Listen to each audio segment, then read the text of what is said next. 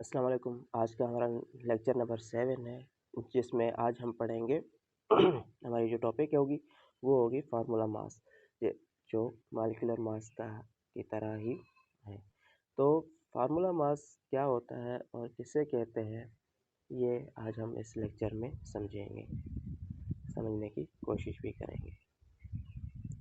तो formula mass, पहले तो ये बता दूं कि फार्मूला मास जो हमें होता क्या है। फार्मूला मास हम उससे कहते हैं जो हमारे पास किसी भी सॉलिड क्रिस्टलाइजेशन में जो 3 डायमेंशनल में कोई आयन आ जाता है, कोई कंपाउंड आ जाता है, तो उसकी जो सम होती है, जो उसको कैलकुलेशन जो हमने करनी होती है, वो फार्मूला मास से करनी होती है।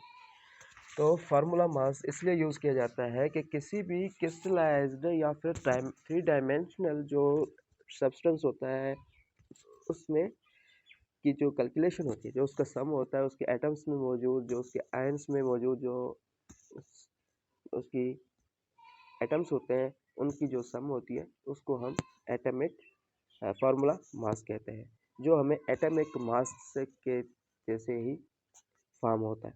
तो एटॉमिक मास भी हम जो फॉर्म करते हैं किसी भी कंपाउंड का, किसी भी एलिमेंट का, तो वो हम फार्मूला मास के हवाले से फॉर्म करते हैं, प्रेडिक्ट कर पाते हैं, उसको समझ पाते हैं कि भाई फार्मूला मास जो है या फिर एटॉमिक मास जो है वो किस तरीके से होता है, किस बेस पे होता है।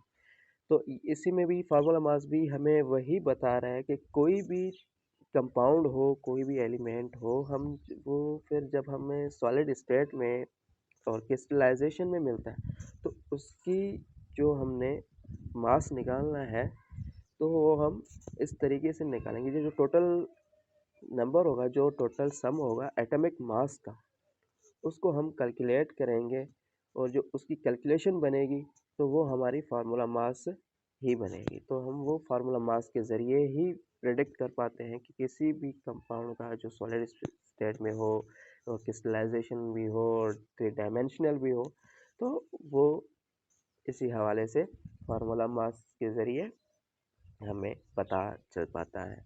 तो यही बताने की कोशिश कर रहा हूँ, the sum of atomic mass calculated by formula mass of all atomic atoms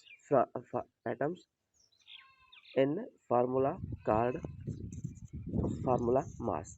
तो जो टोटल सम होता है किसी भी एटम में मौजूद, जब हम उसका कैलकुलेट करते हैं, एटॉमिक मास कैलकुलेट करने की कोशिश करते हैं, तो वो हमें फार्मूला मास के ज़रिए ही कैलकुलेट कर पाते हैं कि भाई इस फलाने एलिमेंट का या फलाने कंपाउंड का जो है वो इतना मास बनता है।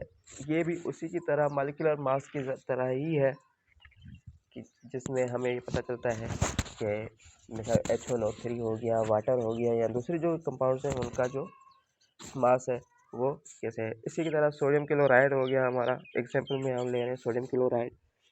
तो सोडियम क्लोराइड को हम अलग अलग कैलकुलेट करेंगे। तो हमने मालूम करना है कि सोडियम क्लोराइड का जो फार्मूला मास है वो 58.5 एटॉमिक मास यूनिट है। Atomic mass unit 58.5।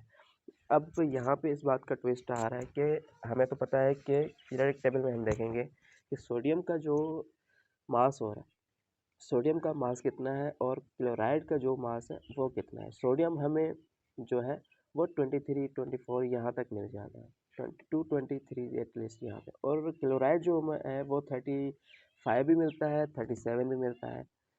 तो किसी भी एक नंबर को हम मेयर करेंगे, मिसाल के तौर पे हम जो सोडियम का है वो 23 ही ले रहे हैं, और क्लोरीन का जो है वो हमने कितना लेना है, वो हम 35 ले रहे हैं।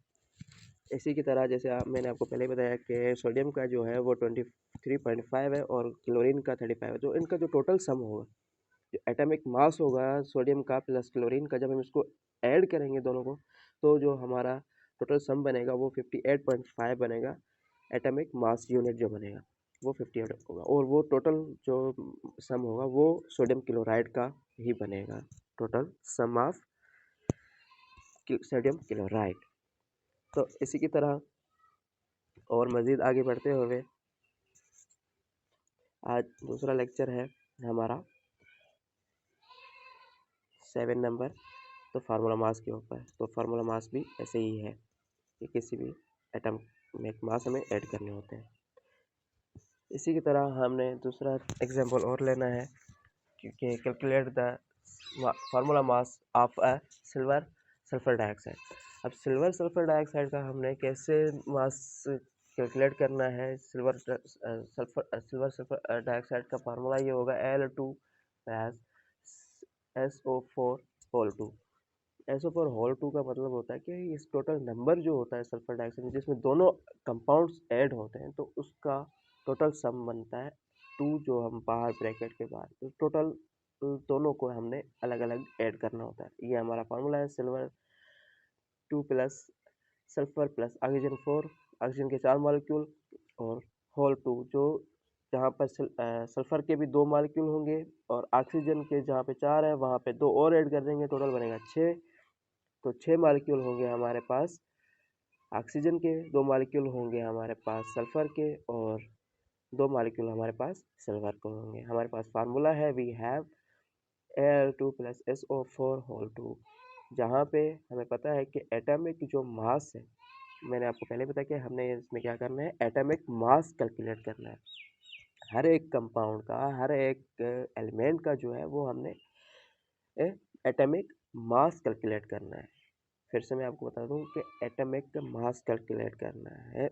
एटॉमिक मास कैलकुलेट करके हम फार्मूला मास जो पूरे के पूरे कंपाउंड का होता है वो हमने दिखाना है कि फार्मूला मास जो है वो टोटल कंपाउंड का कितना बनता है। तो हमने एटॉमिक मास कैलकुलेट करके ही फार्मूला मास का पता करना है। इसी की तरह जैसे हमें पता है कि सिल्वर का जो एटॉमिक मास है वो 26.98 AMU है और मास ऑफ सल्फर जो है वो 32 AMU है। मतलब ये इनके एक एक मॉलिक्यूल का, एक एक कंपाउंड का मास है, वेट है। तो इसी की तरह मास ऑफ ऑक्सीजन मैंने आपको पहले ही बताया कि 16 है और ये 12, 32, 16, 32, 26 ये इनके इलेक्ट्रॉन्स का वेट है। जो इसके आउटर मोस्ट शेल होते हैं उनमें जो इलेक्ट्रॉन्स मौजूद होते हैं उनका वेट होता है, उनका मास होता है। तो वो हमने कैलकुलेट करना होता है एटॉमिक मास से। तो वो ही जाके जब टोटल इनका जो कैलकुलेशन होती है वो कैलकुलेट होके जब एक सिंबल पे पहुंचता है, एक पॉइंट पे, एक ब्रीफ एक्सप्लेनेशन पे पहुंचता है, तो वो होता है फार्मूला मास। जैसे हमने मॉलिक्यूलर मास का किया था तो वो भी ऐसी की तरह फार्मूला मास भी ऐसे ही है। तो इसमें हमने एटॉमिक मास हर एक कंपाउंड का कैलकुलेट करना होता है। हमें पता है कि सल्फर जो सिल्वर है उसके 26.98 है, 26.98 AMU, सल्फर का 32 AMU और ऑक्सीजन का हमारे पास 16 AMU है। और जब टोटल को हम करेंगे तो 2 into 26.98 plus 33 32 AMU plus 12 16 AMU।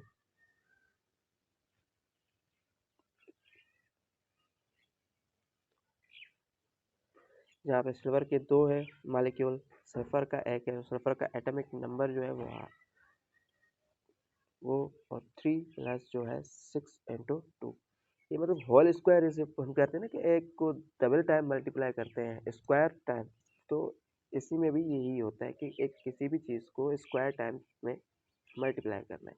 और जहाँ पे 26.98 जो एक बनता है वो 53.96 है और जहाँ पे 32 प्लस 3 है वो 96 बन रहा है। तो क्योंकि हमने 32 को 3 टाइम्स मल्टीप्लाई करना है,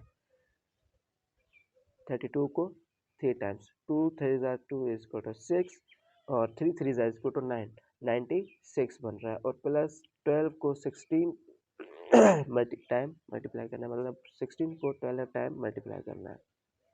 तो इसका जो बन रहा है वो 42 बन रहा है टोटल। तो ये जब हम प्रिडिक्ट करेंगे, हम इनको सॉल्व करेंगे तो हमारे पास जो एटॉमिक मास होगा, जो सिल्वर सल्फर डाइऑक्साइड का जो हमारे पास मास होगा वो 342.14 AMU बनेगा। तो टोटल मास हमारे पास होगा इसका सिल्वर सल्फर डाइऑक्साइड का वो हमारे पास 342 पॉइंट बनेगा। तो सिंपली एग्जाम्पलाइज्ड ये हमारा एग्जाम्पल आज का इस हवाले से मुकम्मल हो गया। इंशाल्लाह और मज़ीद वीडियोस भी आएंगे इस हवाले से। और प्लीज़ हमारे चैनल को लाइक करें, सब्सक्राइब करें। अल्लाह हाफ़िज़, कल मिलेंगे।